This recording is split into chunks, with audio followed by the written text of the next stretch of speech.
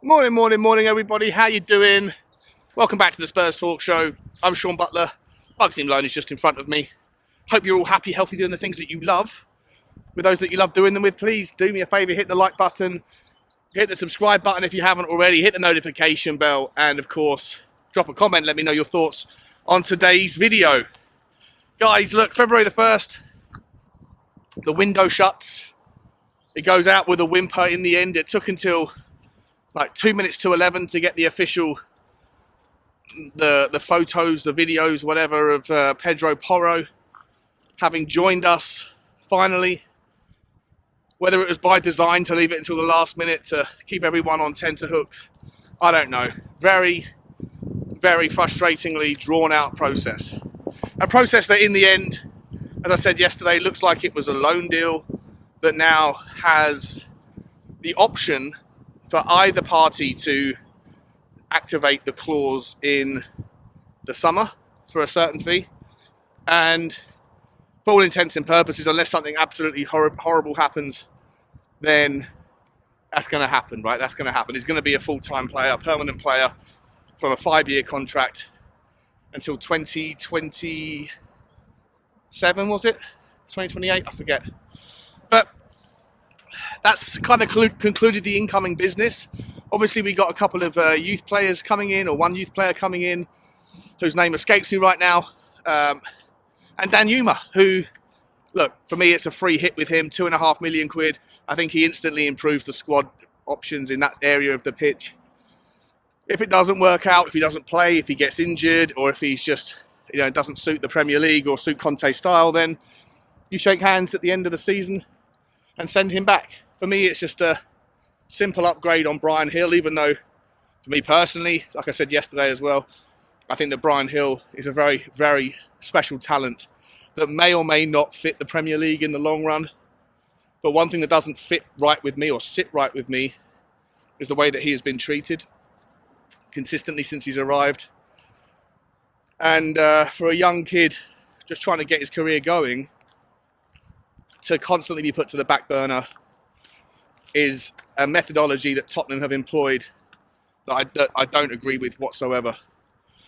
And, part and parcel of this, I guess, summary of my thoughts on the window is, it's clear to me, and I'm someone that gives the benefit of the doubt more often than a lot of people, it's clear to me that there is no plan.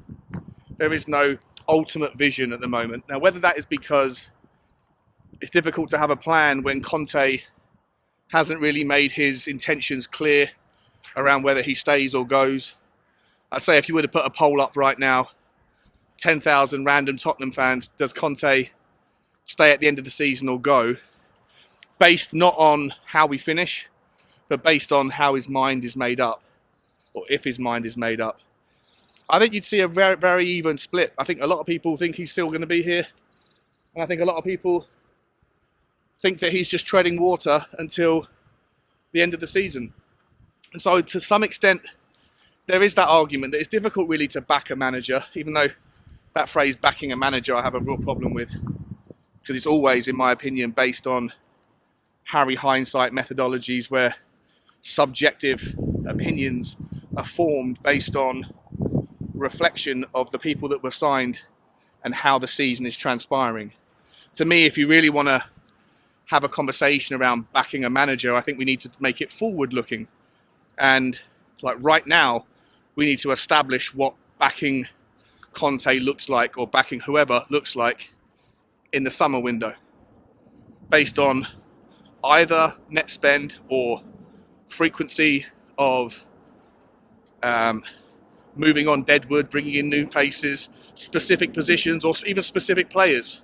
Whatever it looks like, I think you need to articulate what you think backing a manager looks like ahead of time, so that then you can see at the end of the window whether or not those players on paper suggest that he has or hasn't met your criteria, rather than waiting to see whether the players end up playing or playing well, or how Tottenham's form should be determining if he's been backed. Because if you use it in that Harry hindsight model, then it essentially would never be a conversation. If Tottenham were top of the league right now, the conversation of whether Conte was backed wouldn't be happening. It's only ever a conversation when things are not turning out the way that you hope they would be. And so naturally, if you're disappointed with what's happened this season or any season, then it's easy to sit there and say, well, he wasn't backed because it hasn't panned out. And therefore, ergo, you are almost removing any accountability and responsibility from the requirements of a very highly paid elite manager. To me, I don't know whether Conte was backed last summer. I think he was. I think this window, I think he wasn't backed, because I wanted my requirements going into the window were that we filled a centre-back, a very important position. I didn't have the goalkeeper on my list of requirements. I did have a right wing-back. We got him. I didn't have a forward. We've got one. And I'm okay with that. I'm happy about it. But for me, it was imperative that we signed a centre-back, and we didn't. And on that basis, I think that the window has largely been, it can only be a maximum 5 out of 10. I don't think you can give it any higher than that.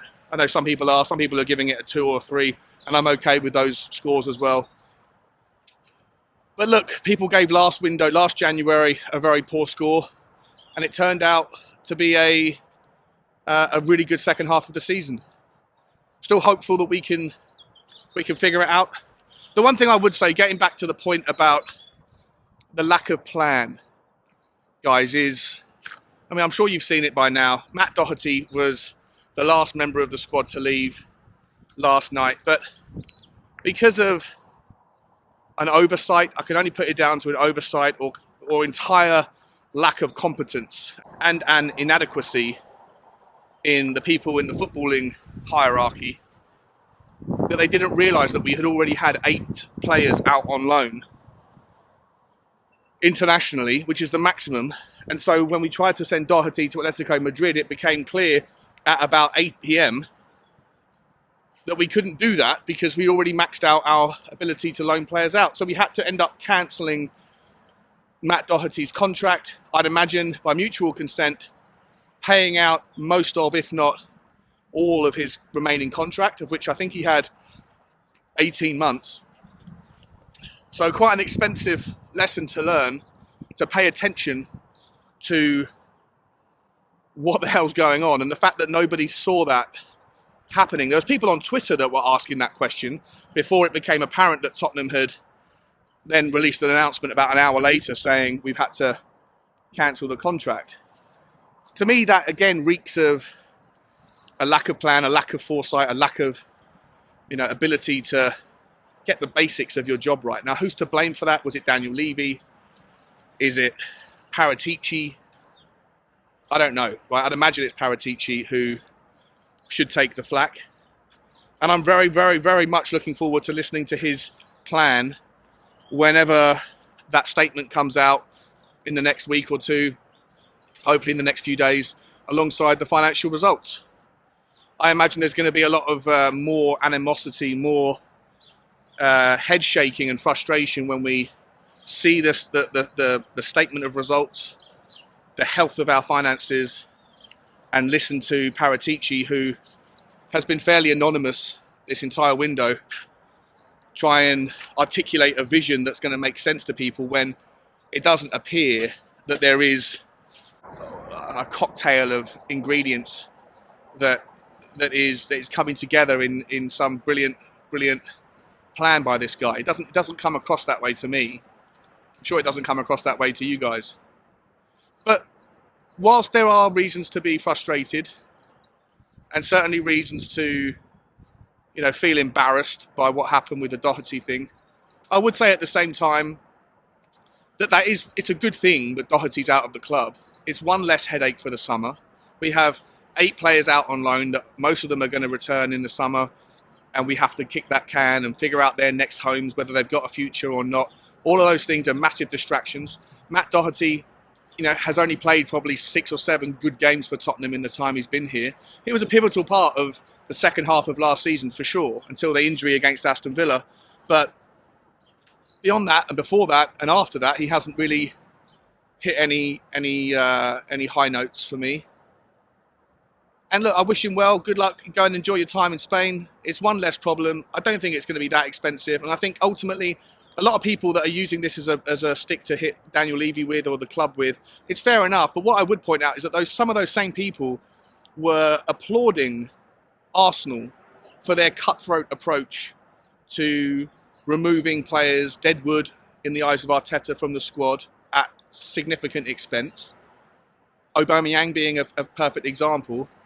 And people just literally last week or 2 weeks ago were annoyed that Tottenham don't have or can't take that same approach to just write down the player, get them out, make room, let's move on, cut away the infectious part of whatever of the squad, and look to move forward with a more aggressive approach. And whilst this particular story with Doherty probably wasn't part of a grand master plan that included that vision, at the end of the day, by hook or by crook, we've got that outcome. We've got rid of a player that doesn't offer much value. We've got rid of another player on loan in Jed Spence who can go to a place like Rennes, and really good move, I think. Now I thought about it more than I did yesterday. I think it's an appropriately competitive place for him. And I think he can learn a lot there and come back with an energy and a determination to compete, hopefully with Pedro Porro next season, to take our right side forward. And so I think there are positives to take from the window, guys. And look, we need to find a way to move forward with the optimistic and glass half full vision that got us through last season. And if we can stumble our way to an FA Cup final or to win the FA Cup, yeah, that job is going to be a lot easier now that we've got Pedro Porro and we've got options with Danjuma. And we can get to we can go far in the Champions League potentially. You look at AC Milan, they're getting smashed by Sassuolo last week or this week. That game is there for the taking. If AC Milan continue on their current style, their current form, then Tottenham can easily beat them, and who knows what we get in that competition. And then, of course, you can stumble your way back into the top four conversation as well. Newcastle United are starting to slow down a little bit. I know they're still undefeated on their longest run, but their form isn't quite the same as it was in the last few months. There's opportunities, and I think that for me, Pedro Porro is a real game changer on our right hand side. Our right hand side, if fully fit, is one of the strongest in the league. When you've got Romero, Pedro Porro, Bentancur, and Kulusevski, it's frightening. And to me, one of the things that I think that's going to change for a lot is, if you look at the way opposition teams set up against us. I've mentioned before that part of Sonny's form and Sonny's inability to have that freedom to move these days is on one small part because of Perisic coming in and occupying that same space. But it's also because the strength going forward for Tottenham was down that side. And a lot of teams set up with an imbalance, an overweight defensive approach down their right, down our left, to quash that threat because they don't see Emerson Royal or Doherty as the same problem as they saw Perisic. And so for me, having now a far more balanced right-hand side that has far more attacking threat, I think you're also going to see a bit of a pivot now. Other teams are not going to be sure which way Tottenham are going to attack when they have the ball, and they can't necessarily throw their eggs into one side of the basket. For me, I think that what you'll see is by having Porro and Romero and Kulusevski down the right-hand side is more attention being paid by the defence down that side, which ultimately could leave a lot more room for Sonny or for Danjuma or for Perisic to affect more positive impact with the ball at their feet because there's a bit more space. So I'm choosing to look at it through a glass half full. For sure there's frustrations.